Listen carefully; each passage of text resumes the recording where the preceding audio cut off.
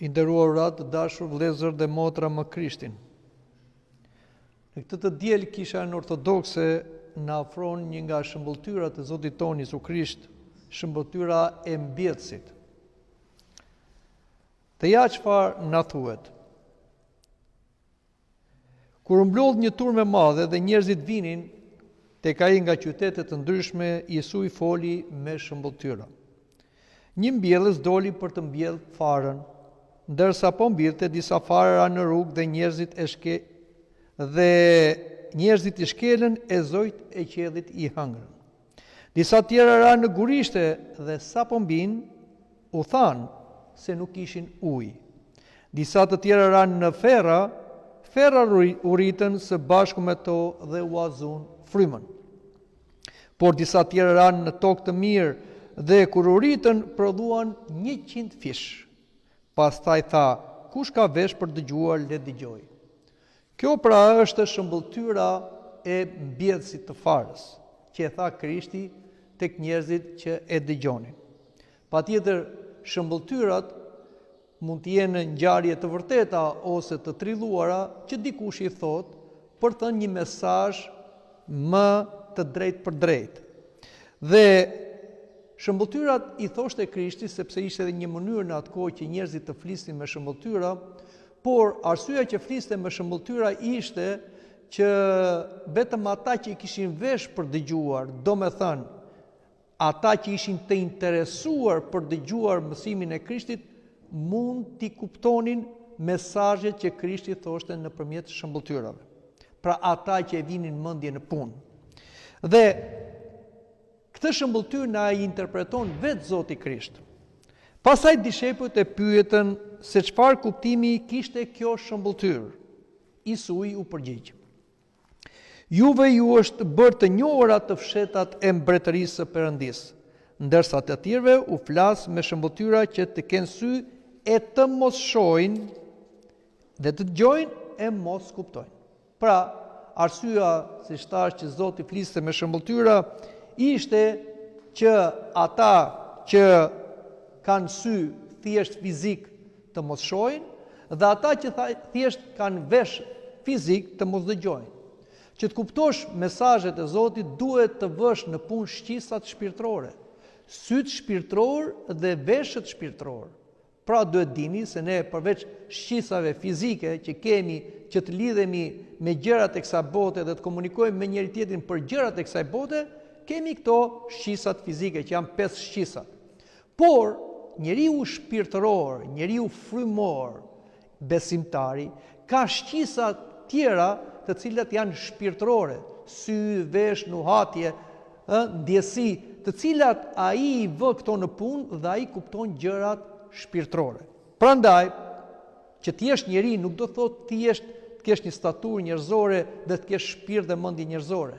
Të jesh njeri I vërtet, do të jesh njeri frymor me shqisa shpirtërore.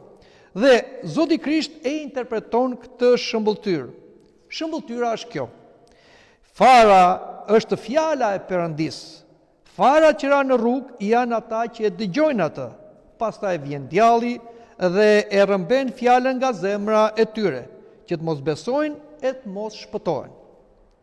Fara që ra në gurishte janë ata që dëgjojnë fjalën dhe e pranojnë me gëzim, por nuk kanë zënë rrënjë. Ata besojnë vetëm për pak kohë dhe në kohën e sprovës braktisin besimin. Fjala që ra në ferra janë ata që e dëgjojnë, por gjatë udhës u azon frymën shqetësimet, pasuria dhe kënaqësitë e jetës, dhe frytet e tyre nuk piqen. Fara që bien në tokë të mirë janë ata që e dëgjojnë fjalën dhe e ruajnë atë në zemër të ndershme e të mirë, këta besin besnik e japin fryte. Ky pra ishte interpretimi I Zotit. Shkolla që Zoti ju bënte apostujve, që vazhdon Kisha ta bëj tek populli I Perëndisë. Patjetër që ne nuk mund të shtojmë asgjë nga ajo çfarë tha Krishti, por përsëri ne mund të themi diçka që Kisha interpreton sipas etërve të Kishës. Fara është fjala e Perëndisë.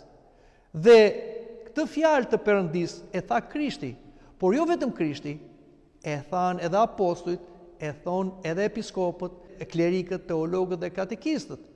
Vazhdojnë ta përhapin fjalën e Perëndisë si fara që e përhap bujku në përara. Prandaj, misioni që ka Kisha apostolike, që jemi ne, është misioni që të përhapi fjalën e Perëndisë ashtu si përhapet fara në tokë. Dhe toka janë shpirtrat njerëzor, të cilët Krishti i kategorizon në 4 grupime: ata që i ngjajnë rrugës, ata që i ngjajnë zallit, ata që i ngjajnë ferrave dhe toka e mirë.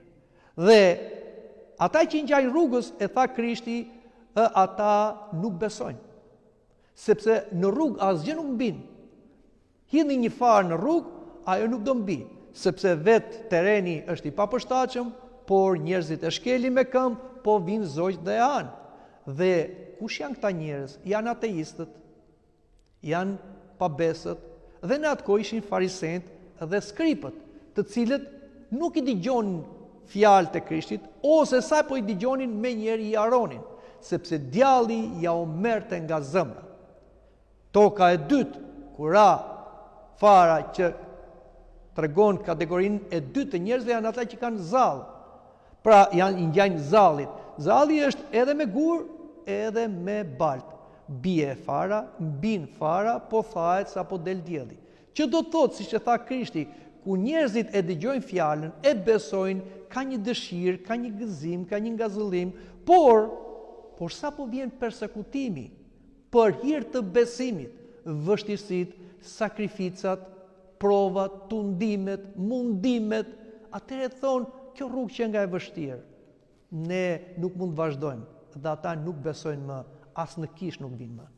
Dhe e treta kategori e njerëzve të cilët e marrin fjalën, e pranojnë, madje dhe mbin bima, dhe duket sikur do të lulëzojë, janë ata që ngjajnë ferrave, që ferrat, si e tha Krishti, lakmit e kësaj bote, pasuria dhe dëshirimet, e mbysin dhe nuk lënë të japin frut. Janë 3 tundime, nga djalli, nga mishi dhe nga bota, të cilët nuk i lejnë besimtarët që ata të piqen dhe të japin fruta.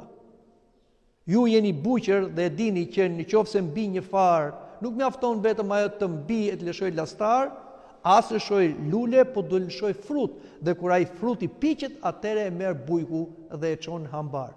Kështu jemi dhe neve. Ne mund besojmë në fillim, mund kemi dhe dëshirë, mund kemi dhe gëzim, mund kemi dhe, si them, edhe devocion, por nëse kjo nuk përmbushet deri në fund, atëherë gjithçka është e kot, nuk vlen. Vetëm ata thot që e marrin farën që është fjala dhe e mbajnë në zemër me durim, siç e mban ajo toka me durim farën dhe pastaj përpunohet dhe ajo lëshojnë rrënjë edhe lastar dhe fruta, vetëm ata thot japin fruta 100%. Pra të dashur krishterë, secili për nesh duhet ta mendoj veten ku është. Është tek rruga, është tek zalli apo është te ferrat. Ndoshta jemi të përzier, por çështja është vetëm ata që japin fruta, vetëm ata do të shpëtojnë. Të tjerët do të humbasin e do na shkojë kot ardhja në kish, lutjet, përkushtimet dhe çdo gjë tjetër, sepse nuk do japim fruta. Dëgjoni, nuk është e lehtë rruga e shpëtimit. Nuk mjafton vetëm të besosh dhe thosh që Zoti ekziston, se dhe djalli beson. Po çfarë ndryshimi kemi ne nga djalli? Se jo vetëm besojmë, po i bindemi Perëndis dhe japim fruta, që janë frutat e Shpirtit të Shenjtë, dashuri, gëzim, paqe, zemërgjerësi, ëmbëlsi, mirësi, besim, vetëpërmbajtje. Këto janë frutat e Shpirtit të Shenjtë. Po si patë këto gjëra, nuk je i krishter. Pra i ngjan rrugës, i ngjan zallit, i ngjan ferrave. Dhe kjo pra është e gjitha që duhet të bëjmë. Duhet të japim fruta. Por sot kisha mblidhet edhe për diçka tjetër që ne duhet ta cilësojmë.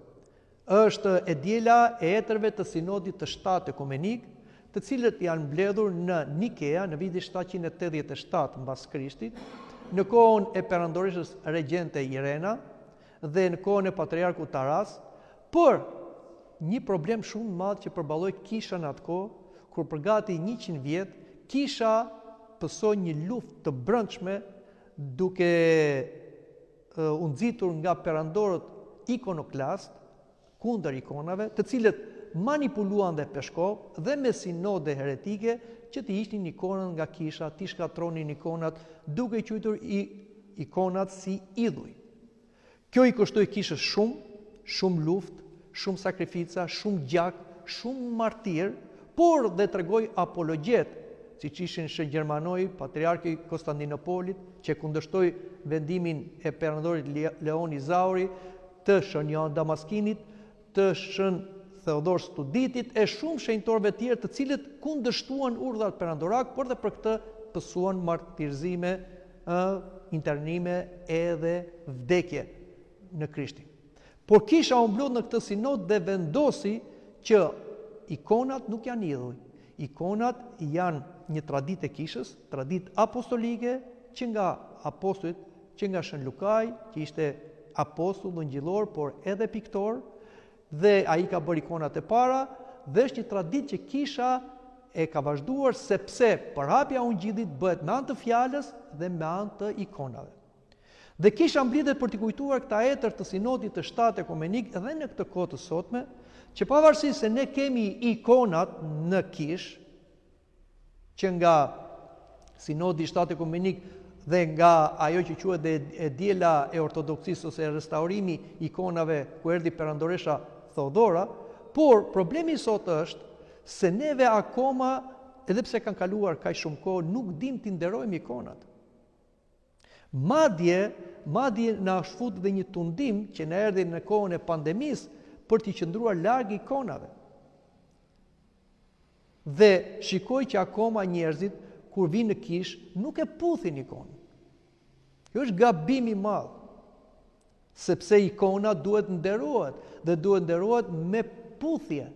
Ashtu si neve për njerëzit që i duam, ne nuk kemi ndot t'i afrohemi, t'i përqafojmë dhe t'i puthim, flasim për prindrit, bashortin me bashorten, për fëmijët, për vëllezërit dhe motrat, se janë njerëzit tanë të dashur, janë të gjakut ton, ose dhe miq tanë. Sa më tepër ikonën e Zotit, ikonën e ylincës, ikonën e shenjtorëve, ne duhet ju afrohemi dhe jo vetëm t'y rrim larg dhe thjesht t'i prekim dhe t'i fërkojmë se kemi ndot, kemi frikë mos na ngjiten mikrobe ose mos infektohemi dhe nuk i puthim.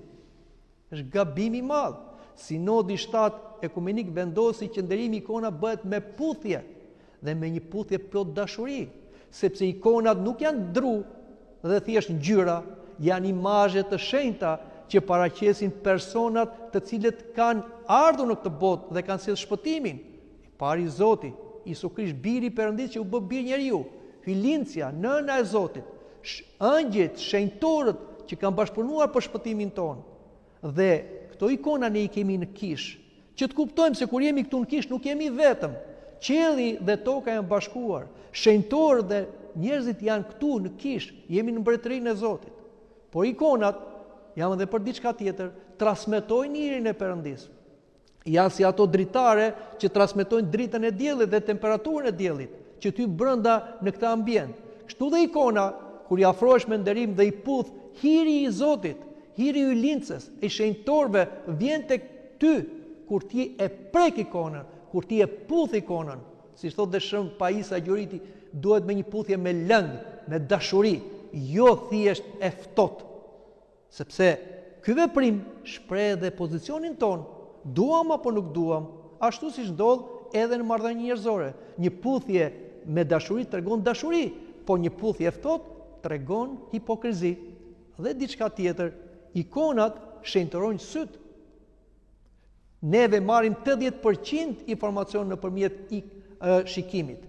Pastaj vjen me dëgjimi, pastaj vjen me prekje.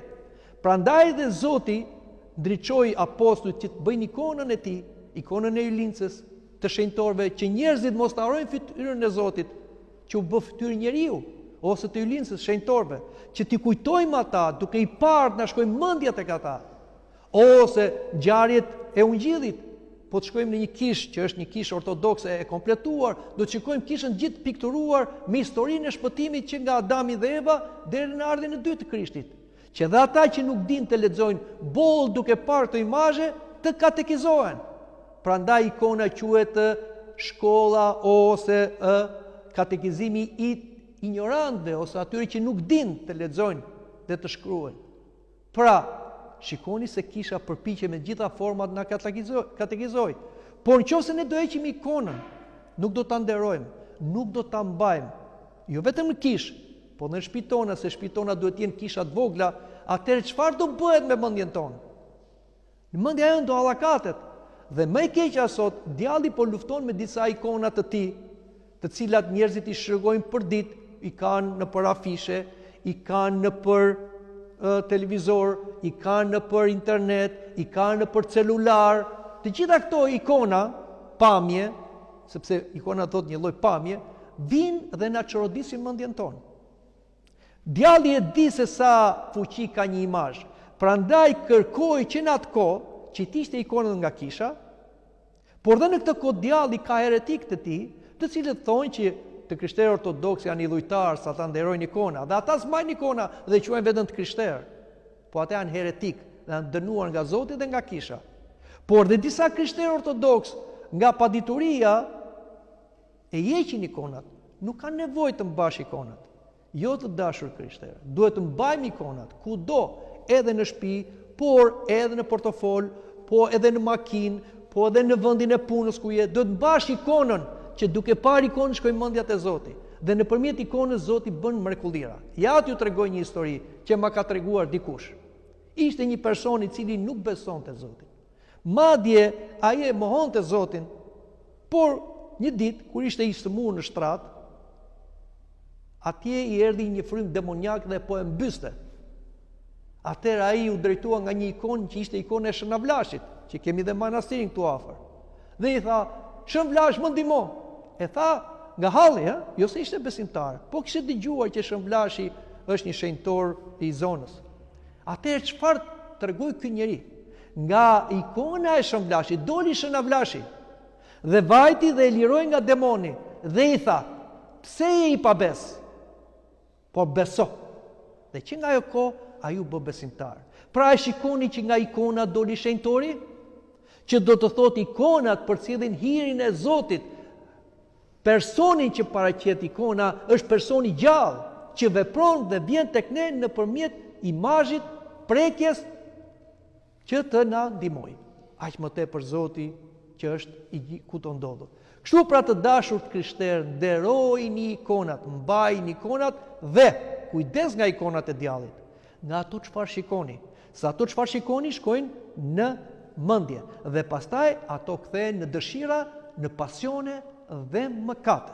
Sot bota është e çoroditur, që nga fëmijë deri te pleqt nga ikonat e djallit.